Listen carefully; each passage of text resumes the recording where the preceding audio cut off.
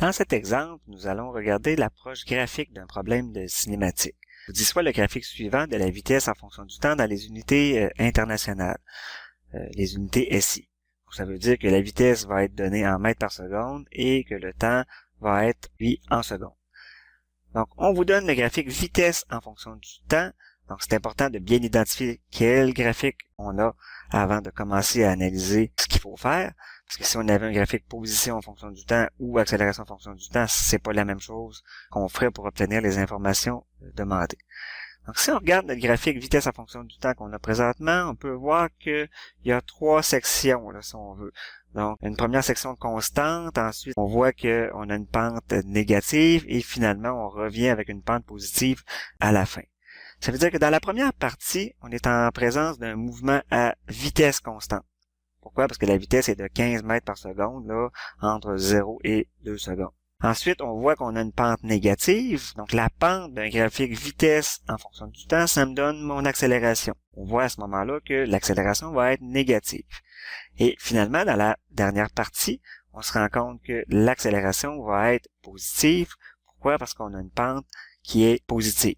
La vitesse, quant à elle, on voit qu'elle est positive entre 0 et 4 secondes et qu'elle est négative entre 4 et 8 secondes.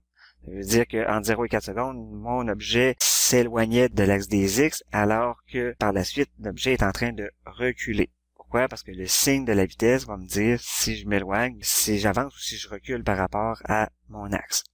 Donc, on se rend compte aussi qu'à 4 secondes, mon objet va s'arrêter. Pourquoi? Parce que la vitesse va être nulle. Donc, il va y avoir un changement de direction de mon objet là, à 4 secondes. Donc, on peut maintenant commencer à répondre aux questions qu'on demande. Donc, la question A, quelle est la vitesse moyenne sur tout le trajet? Donc, on va commencer par celle-là. Donc, si on veut la vitesse moyenne, donc il faut pas faire l'erreur de dire qu'on va calculer la moyenne des vitesses. C'est pas ça qu'il faut faire. On part toujours de notre définition. On vous dit que par définition, la vitesse moyenne, c'est delta x sur delta t. Donc, on va avoir besoin du déplacement et du temps entre le début et la fin du parcours. Le temps entre le début et la fin du parcours, c'est facile. Ça va être 8 secondes. Entre 0 et 8 secondes, il y a bien sûr 8 secondes. On va aller calculer le déplacement. Le déplacement, lui, lorsqu'on a un graphique de vitesse en fonction du temps, on avait vu que ça correspond à l'aire sous la courbe du graphique vitesse en fonction du temps. Donc, on va aller calculer l'aire qu'on a sous la courbe. Quand on dit sous la courbe, ça veut dire c'est toujours entre la courbe et l'axe des X. On voit que si on décompose en deux surfaces, donc les surfaces A et B, on va avoir un trapèze qui va être au-dessus de l'axe, donc on va considérer comme étant positif, donc on fait un déplacement positif, alors que dans le triangle B, lui, le triangle B, il est sous l'axe des X, donc lui, il va nous faire un déplacement négatif. C'est normal, parce qu'on est en train de reculer, parce que la vitesse est négative. Donc, on va aller calculer l'aire du trapèze A plus l'aire du triangle B, mais en tenant compte, bien sûr, des signes. On calcule l'aire du trapèze de la section A, donc qui est la grande base plus la petite base fois la hauteur divisée par 2. Dans un trapèze, les bases sont bien sûr des côtés qui sont parallèles et la hauteur, elle, c'est le côté qui est perpendiculaire aux deux côtés parallèles. Donc, à ce moment-là, on va avoir comme grande base une grandeur de 4 plus la petite base qui va avoir une grandeur de 2 fois la hauteur qui vaut 15 divisé par 2. Donc, ça nous donne 45 mètres. Ensuite, on va aller calculer l'aire du triangle B. Donc, l'aire d'un triangle, c'est la base fois la hauteur divisé par 2. Donc, la base du triangle, donc, ça correspond au temps entre 4 et 8 secondes. Donc, ça vaut une grandeur de 4 fois la hauteur qui vaut moins 5, là, qui est donnée par la vitesse sur mon axe dy, divisé par 2. Donc, on voit que la vitesse, elle est de moins 5. C'est ça qui va faire en sorte qu'on va obtenir une aire qui va être négative à ce moment-là. Donc, on obtient moins 10 mètres pour l'aire du triangle B. Donc, le déplacement total, c'est la somme des deux en tenant compte des signes. Donc, 45 moins 10 qui va nous donner 35 mètres. Le déplacement est de 35 mètres. On va maintenant calculer la vitesse moyenne, qui va être le déplacement 35 divisé par le temps qui est 8 secondes, ce qui va nous donner 4,38 mètres par seconde. Donc, la réponse, la vitesse moyenne est de 4,38 mètres par seconde. Ensuite, on nous demande quelle est l'accélération entre 2 et 4 secondes. Donc, on se rend compte qu'entre 2 et 4 secondes, on est en présence d'un mouvement à accélération constante. Donc, l'accélération devrait être négative parce que la pente est négative. Donc, pourquoi on dit qu'on a un mouvement à accélération constante? C'est que l'accélération, c'est la pente. Donc, comme la pente est constante dans cette partie-là, c'est pour ça qu'on a une accélération qui va être constante aussi.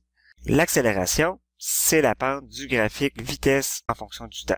Puisque l'accélération est constante, on va avoir que l'accélération, ça va être égal à la variation de vitesse sur la variation de temps. Donc, V final moins V initial sur temps final moins temps initial.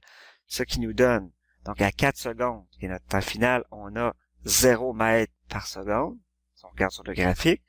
Moins la vitesse initiale, c'était, donc à 2 secondes, on avait 15 mètres par seconde. C'est pour ça que j'ai mis 15. Divisé par l'intervalle de temps qui est de 4 moins 2 secondes. Ce qui va donner comme accélération moins 7,5 mètres par seconde carrée. Ça veut dire que à chaque seconde qui passait, l'objet perdait, dans ce cas-ci, 7,5 mètres par seconde. Je dis dans ce cas-ci parce que c'est parce que la vitesse était positive au départ qu'on a une décélération et qu'on peut dire qu'on perdait de la vitesse. Réponse, l'accélération est de moins 7,5 mètres par seconde carrée entre 2 et 4 secondes. Finalement, on nous demande quelle est la distance parcourue sur tout le trajet. Eh bien, sur tout le trajet, on va tout simplement calculer l'aire sous la courbe, mais contrairement au déplacement, on va faire l'aire sous la courbe, mais en valeur absolue. Donc, on ne tient pas compte des signes. La raison est simple, c'est que la distance parcourue, c'est tout le trajet qu'on va faire, c'est-à-dire qu'on avance ou qu'on recule, on doit compter le trajet qu'on fait de façon positive. Donc, si par exemple, dans la première partie, j'ai fait une certaine distance, puis que j'ai reculé dans la deuxième partie, j'additionne tout ce que je fais. Donc, comme si j'avais quelque chose qui mesurait tout le trajet que je vais avoir fait du début à la fin. Donc, la distance parcourue revient à faire l'aire sous la courbe, mais en valeur absolue du graphique, vitesse en fonction du temps. Donc, la distance faite dans la partie A, c'était l'aire du trapèze, comme tantôt, ce qui donne 45 mètres. Dans la partie B, si je le prends en valeur absolue, donc on avait reculé de 10 mètres, mais reculer de 10 mètres nous fait parcourir une distance de 10 mètres quand même, ce qui veut dire que la distance totale parcourue, c'est la distance A plus la distance B, qui va nous donner finalement 55 mètres.